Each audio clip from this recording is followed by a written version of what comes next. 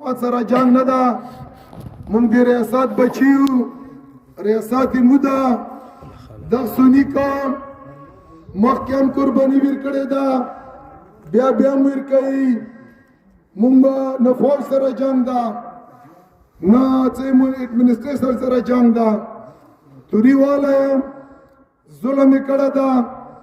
خپل مظلوم یم د مظلومیت زه ټولې دنیا ته ښیم په دې شپې هم ورته ناست یو اندورای کې در نه جري ده که وبې که کرفیو وي که هر څه وي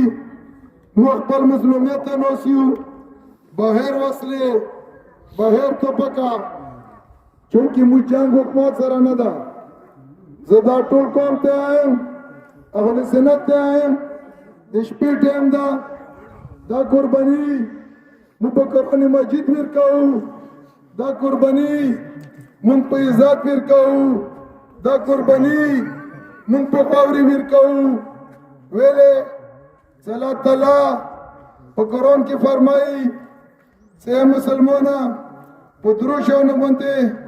ته قرباني ورکا که مړ شوې شهید به وې که غازي شوې نو ټاپ درجې غازي به وې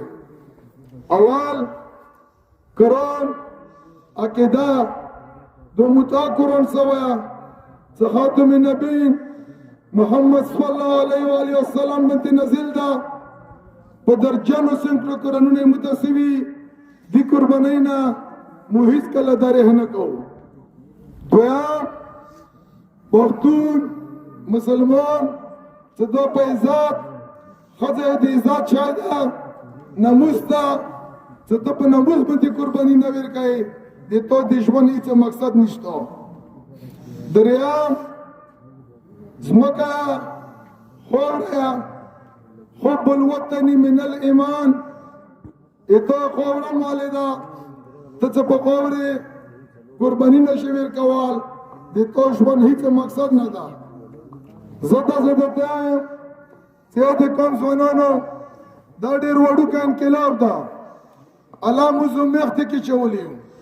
موږ مظلوم یو د الله نصرت غواړو الله د موږ سره نصرت وکړي او د الله د قرآن کې فرمان ده چې د ظالم انجام په دې دنیا ده په دغه شپې زه تاسو سره کار کوم چې لا د ما ټول ژوندي لري دا توري چې کوم ظلم کړی ده انشاءالله په سترګو به نږدې کې کسایو صلابت نه بدلا پوتیزیا کومه اهل سنت کومه زه سبا در نشپا ورځې شروع ده په هر حالات کې به کوو که هر څه مشکل وي موږ به توپک نه راخلو موږ به وسله نه راخلو موږ به حکومت باندې ډاز نه کوو او زه حکومت ته صوبایي حکومت ته جویسي صاحب ته دا پیغام ورکوم دا درخواست کوم چې موږ مسلمان یو راشه